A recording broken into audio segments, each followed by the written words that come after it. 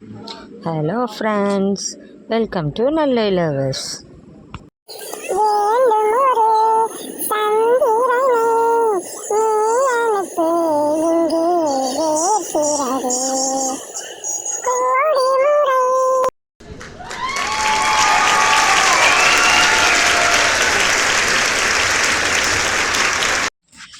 வீட்டில் செல்வம் சேர என்னென்னவோ நம்ம செய்கிறோம்.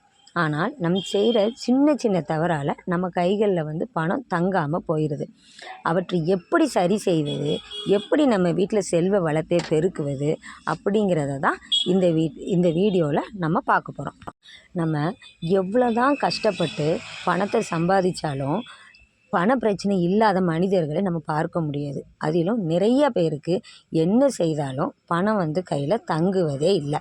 அப்படிப்பட்டவங்க ஒரு சின்ன பரிகாரம்னு சொல்ல முடியாது, சின்னதாக ஒரு விஷயம் நம்ம வீட்டில் செஞ்சாலே போதும், நம்ம கையில் எப்போதுமே பணப்புழக்கம் இருந்துக்கிட்டே இருக்கும்.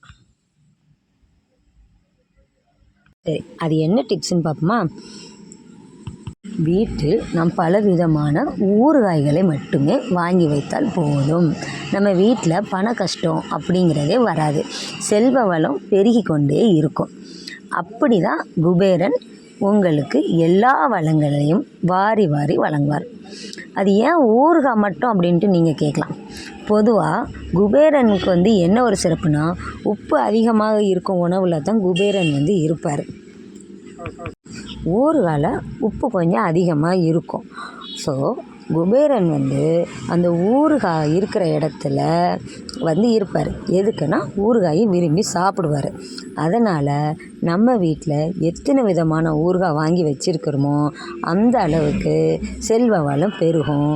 குபேரன் நம்ம வீட்டிலையே குடியிருப்பார். கோடி கோடியாக பணம் வேணும் அப்படிங்கிறது எல்லாருக்கும் ஆசையாக தான் இருக்கும். பணம் சேர்கிற இடத்துல தான் சேரும். ஆனால் அந்த பணத்தை எப்படி நம்ம பக்கம் ஈர்க்கிறது அப்படிங்கிறத தான் நம்ம பார்த்துக்கிட்ருக்கோம்.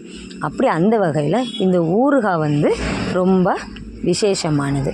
ஸோ அந்த ஊறுகாயை நம்ம வாங்கி வச்சோன்னா கண்டிப்பாக குபேரர் அந்த இடத்துல இருந்து நமக்கு செல்வ வளத்தை என்ன செய்வார்னா பெருக்குவார்.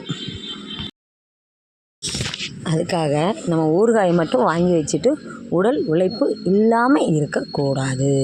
நம்ம கடமையை நம்ம செய்யணும், பணம் தானாக வரும்.